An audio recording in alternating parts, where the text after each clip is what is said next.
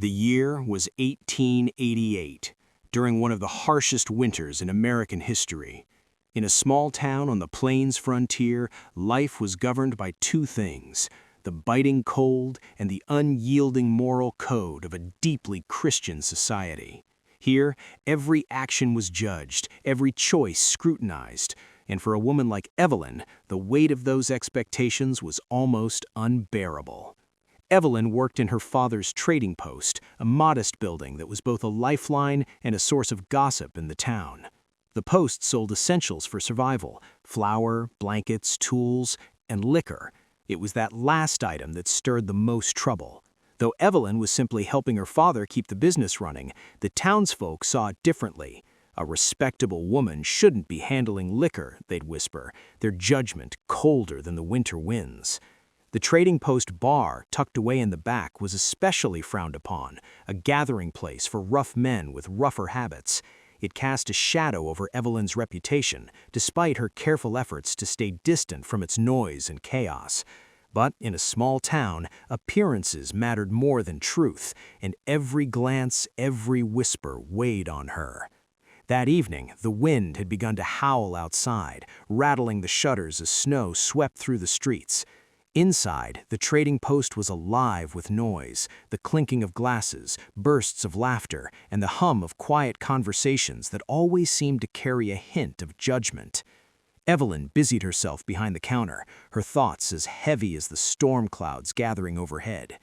The weight of it all, the stares, the whispers, the suffocating expectations pressed down on her. She didn't know where she would go, but one thing was certain: she needed to get out. Inside the trading post, the fire burned brightly, but for Evelyn, it wasn't enough to chase away the chill she felt. She moved through the aisles of goods, restocking shelves and avoiding the noise spilling from the bar at the back. Laughter and the clinking of glasses filled the air, and Evelyn did her best to block it out. A voice from one of the tables drifted over, carrying through the thin walls of the trading post. "That Harper girl, she's not exactly the kind of woman you'd bring home to your mother," someone said, followed by a burst of laughter. Evelyn froze, her hands tightening around the sack of flour she was carrying. She'd heard it all before, but tonight the words cut deeper than usual. The storm was unforgiving, a merciless force that consumed everything in its path. Evelyn's cloak flapped wildly in the wind as she pushed forward, her boots sinking into the snow with each step. The further she went, the more disoriented she became. The world had turned into a featureless expanse of white, and panic began to creep in. She turned to retrace her steps, but the wind had already erased her footprints. She was lost. The ground beneath her shifted. A thin layer of ice covered a creek hidden under the snow. Her boots slipped, and she fell hard, her hands scraping against the frozen surface. The ice cracked beneath her weight, sending a jolt of fear through her. She scrambled to her feet, but the damage was done. Her ankle twisted painfully, and each step became agony. The cold seeped deeper into her bones as the storm mocked her every effort. Finally, her legs gave out, and she collapsed into the snow, the fight draining from her body. The storm howled outside Jonah's cabin, rattling the windows as snow piled against the door. He was adding another log to the fire when he heard it, a faint cry carried by the wind. At first he thought he had imagined it, but when it came again, sharper and more desperate, Jonah grabbed his coat and lantern and stepped outside. The storm was relentless, the cold biting through his coat as he trudged through the snow. The faint cry grew clearer, and he quickened his pace, scanning the ground with the weak light of the lantern. Then he saw her, a crumpled figure lying motionless in the snow. Jonah knelt beside her, brushing the snow from her face. She was pale, her lips blue, but she was alive, barely. Jonah lifted her into his arms. The weight of her limp body pressed down on him as he trudged back through the snow. His boots slipped on icy patches, and the wind fought him every step of the way. But he didn't stop. By the time he reached the cabin, his muscles burned, but relief surged through him. She was still breathing. He laid her by the fire, wrapping her in blankets and rubbing her frozen hands. "Stay with me," he muttered as he coaxed her to sip warm water. For hours he kept watch, feeding the fire and checking her breathing. Finally, as dawn broke, her eyes fluttered open. Jonah leaned back, exhaustion etched into his face. She was alive, and for reasons he couldn't yet explain, that mattered more than it should have. When Evelyn opened her eyes, the first thing she noticed was the warmth. A fire crackled nearby, and the air smelled of pine and smoke. Slowly her eyes adjusted to the dim light, and she saw him, a tall man with broad shoulders and a face hardened by years in the wilderness. He was watching her, his expression unreadable. "You're lucky I found you," Jonah said gruffly, placing a mug of something steaming on the table beside her. Evelyn tried to sit up, but the effort made her dizzy. "Where am I?" she whispered. "My cabin," Jonah replied. "You were half dead in the snow." The weight of her situation hit her at once. She was alone in a strange man's cabin, unchaperoned. The implications made her stomach turn. Back in town, this would be enough to ruin her reputation forever. I need to leave," she stammered, trying again to sit up. Jonah shook his head. "Not in this storm. You'd be dead before you got a mile." The silence that followed was thick with unspoken tension. Evelyn glanced at the window, where snow was still piling up, and then back at Jonah. "Thank you," she said, finally, her voice barely audible. Jonah simply nodded, his expression softening slightly. "You should rest," he said. "You'll need your strength when the storm passes." As the storm began to ease, Jonah sat near the fire, his gaze drifting to the woman asleep under the blankets. He didn't ask her name. He didn't need to. He had long ago learned the value of silence. Still, as the night wore on, memories of his own past began to surface unbidden. Years ago, Jonah had lived in a town much like hers, a man with a future full of plans and ambition. But life on the frontier was cruel. A fire had destroyed his childhood home, taking with it his parents and younger siblings. The grief had driven him into the wilderness, where he carved out a life far from prying eyes and endless judgment. Out here he found a kind of peace, but also a loneliness that he couldn't quite shake. Now, with his stranger in his cabin, that solitude felt more fragile than ever. He told himself it was only temporary, that as soon as the storm passed, she would leave and things would go back to the way they were. But deep down, he wasn't sure he wanted them to. By the time the storm cleared, Evelyn was well enough to return to town. Jonah insisted on escorting her, his rifle slung over his shoulder as they trudged through the snow. But when they arrived, the stares began. Whispers spread like wildfire. "She stayed with him," someone muttered. "Alone?" The word hung in the air, heavy with implication. Heads turned, voices hushed, and judgment filled the space between her and the townsfolk. Evelyn's father stood behind the counter of the trading post, his face pale as he listened to the murmurs. His jaw tightened, and his voice was low but firm as he spoke. "Do you have any idea what this has done?" he asked, his eyes locking onto Evelyn's. She opened her mouth to explain, but her father shook his head. "It doesn't matter. People will believe what they want to believe." Jonah stood silently at Evelyn's side, his expression unreadable. Her father's gaze shifted to him, scrutinizing the man who had brought his daughter back. "What kind of man lets this happen?"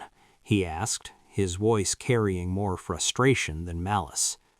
Jonah didn't flinch. "The kind who kept her alive," he replied evenly.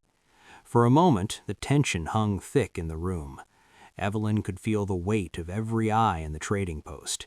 She wanted to disappear, to undo the events of the past few days, but there was no escape from the reality of her situation. Her father let out a heavy sigh, his shoulders slumping. "The only way to fix this is for you two to marry," he said finally, his voice resigned. Evelyn's heart sank. Marriage to Jonah? It wasn't that he was unkind, far from it, but this wasn't how she had imagined her future. Jonah looked at her, his eyes steady and calm. "If it'll save your name," he said quietly, "we'll do it."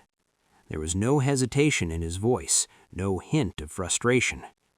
Evelyn swallowed hard, nodding, though her hands trembled at her sides.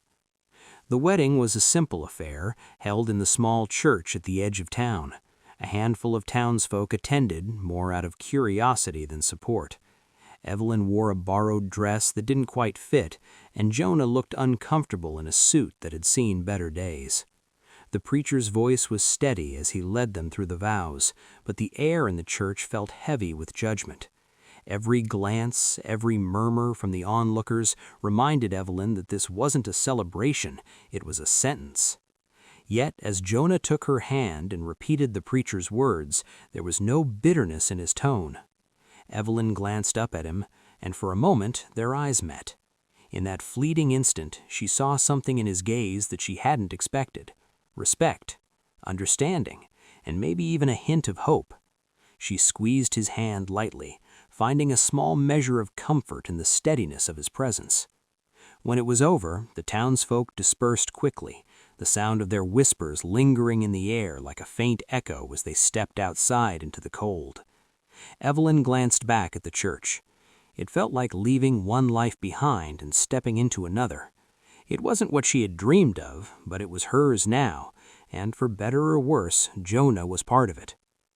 Life at the cabin was anything but easy at first. Their days were marked by silence and awkwardness. Jonah spent his time hunting and chopping wood, while Evelyn tried to make the cabin feel less like a shelter and more like a home. But slowly they began to find a rhythm. As the days turned into weeks, they started to open up. Jonah told her about his past, about the fire that had taken his family. Evelyn listened, her heart aching for him. "You've been through a lot," she said softly. "You're stronger than you think." Jonah chuckled, shaking his head. "Don't tell anyone." But their fragile peace was tested when an ice storm battered the cabin, damaging the roof. They worked side by side in the freezing cold, bracing beams and patching holes. Evelyn's hands were raw, and her patience wore thin. "This isn't easy for me," she snapped. "I didn't ask for any of this." Jonah's reply was calm but firm. "Neither did I." Later that night, as they sat by the fire, the silence between them wasn't tense, it was understanding. They had faced the storm together, and in the process, something unspoken had shifted between them. The snowfall had eased, and the clearing around the cabin was bathed in pale sunlight. Evelyn ventured outside to gather firewood, relishing the rare stillness of the day. The snow crunched under her boots as she reached the stack near the edge of the clearing. She was bending to pick up a log when she heard it, a low, guttural growl. Slowly she turned, her breath catching in her throat. A wolf stood at the edge of the forest, its eyes locked onto hers. Two more appeared from the shadows, their movements slow and deliberate. "Jonah!" she screamed, dropping the firewood. The wolves responded to her cry, their growls growing louder as they inched closer. Evelyn backed away, her heart pounding. One wolf darted forward, its teeth snapping just inches from her leg. The cabin door flew open and Jonah appeared, rifle in hand. "Get behind me," he shouted. Evelyn ran to him, her breath visible in the freezing air. Jonah fired a shot, the crack echoing through the forest. The wolves yelped and retreated, but they didn't go far. Jonah stepped forward, his voice firm. "Go on," he shouted again. And finally, the wolves disappeared into the trees. The tension in the clearing eased, but Evelyn's heart was still racing as Jonah turned to her. "You shouldn't go that far from the cabin," he said, his tone softer now. Evelyn nodded, her breath shaky. "I didn't realize they'd come so close." Jonah glanced toward the forest, his eyes narrowing. "They're desperate. It's been a hard winter for them, too," he muttered.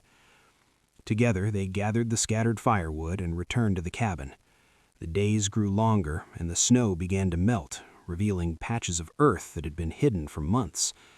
The cabin no longer felt like a prison to Evelyn. It had become a home. She planted a small garden by the edge of the clearing, her hands working the soil while Jonah mended the fence nearby. They worked side by side in comfortable silence, the bond between them growing stronger with each passing day. One evening, as the sun dipped low on the horizon, painting the sky in shades of orange and pink, Jonah handed Evelyn a small wooden carving. It was rough and uneven, but unmistakably a figure of a man and a woman standing together. "It's us," he said simply, his voice quiet. Evelyn's breath caught in her throat as she turned the carving over in her hands, her fingers tracing the delicate details. "It's beautiful," she said, her voice barely above a whisper. She looked up at him, her eyes meeting his. For a moment, the weight of everything, their struggles, their losses, and their shared triumphs hung between them. Then, with a soft smile, she said, "Thank you, Jonah." Jonah reached out, his hand resting lightly over hers as they stood together in the fading light. "You're stronger than you think," he said, his voice filled with quiet admiration. Evelyn felt a warmth rise in her chest. For the first time in a long while, she felt safe. She felt seen.